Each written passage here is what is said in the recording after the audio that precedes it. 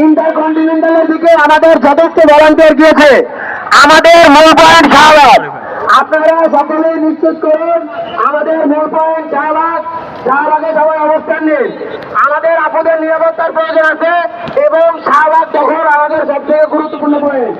তাই সকলেই শাহবাগে অবস্থান নিন।